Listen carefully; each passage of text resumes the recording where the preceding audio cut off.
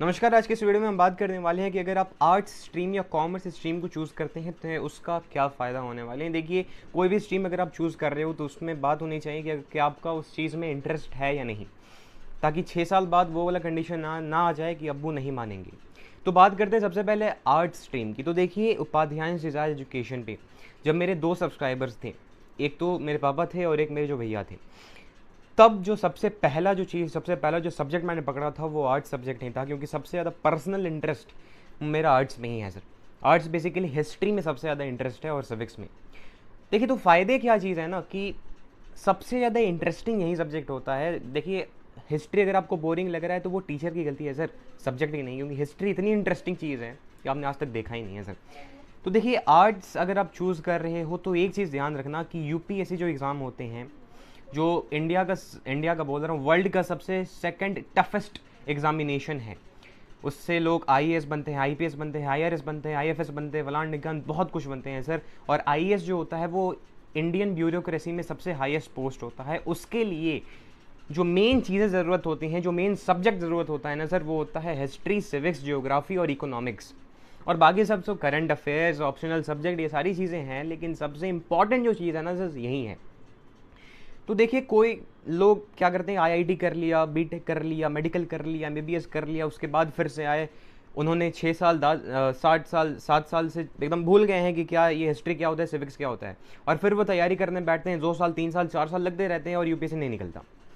और अगर आप 10th के बाद से ही 11 12 से ही अगर आर्ट्स में बहुत ही मतलब दिमाग लगा के पढ़ाई करना शुरू कर दोगे और डेडिकेटेड रहोगे कि हाँ यार यूपीएससी की तैयारी करनी है, उस हिसाब से तैयारी करना है, तब आप उन लोगों से आगे रहने वाले हैं। और मैक्सिमम मेजॉरिटी लोग पहले जो थे, पहले अभी के ज़माने, अब तो अब के टाइम में जो आईआईटी कर रहे हैं, जो बीटेक कर रहे हैं, जो एमबीबीएस कर रहे हैं, वो हर स्ट्रीम के आदमी यूपीएससी का एग्ज़ाम दे रहा है। लेकिन मेजॉरिटी पहले क्या थी, जो बीए करता था वो यूपीएससी का एग्ज़ाम के लिए सबसे ज़्यादा एलिजिबल माना जाता था। एलिजिबल तो ग्रेजुएशन के बाद सभी होते हैं।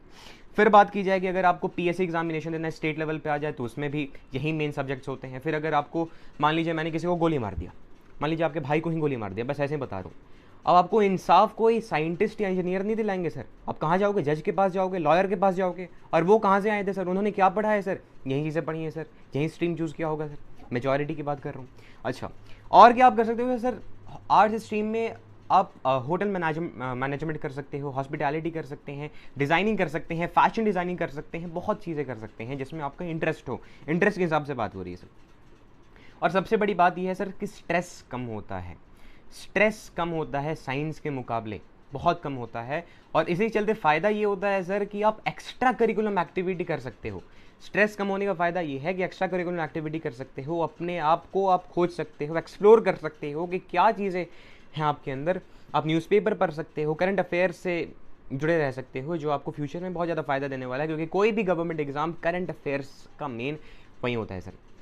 बहुत कुछ आप कर सकते हो जो भी आपका एक्स्ट्रा करिकुलर एक्टिविटी है। बात की जाए कॉमर्स स्ट्रीम की, तो कॉमर्स सर, महेश बाबू का नाम सुना है, विजय थलापति का नाम सुना है सर, विजय देवराकोंडा का नाम सुना है सर। ये सारे जो महान स्टार्स हैं ना, सुपर स्टार्स हैं, उन्होंने बीकॉम ही किया है, कॉमर्स स्ट्रीम को ही चूज़ किया है। तो देखिए, आप पढ़ाई कैसा कर रहे हो, पढ़ाई ही सब कुछ नहीं होता, एक्स्ट्रा करिकुलम बहुत इंपॉर्टेंट चीज़ होती है। तो मैंने बस यही आपको वो मोटिवेट करने के बुलाया। अगर विश्वास नहीं हो तो नेट पे सर्च कर सकते हो, इंटरनेट पे। आप किसी कंपनी के बड़े सीईओ बन सकते हो कॉमर्स स्ट्रीम चूज़ करके, आप एंटरप्रेन्योर बन सकते हो, आप चार्टर्ड अकाउंटेंट बन सकते हो, अलग अलग चीज़ें हैं सर। सो होपफुली आपको इस वीडियो ने हेल्प किया होगा। सो मिलते हैं वेकेशन के बाद, एंजॉय वेकेशंस, बाय बाय।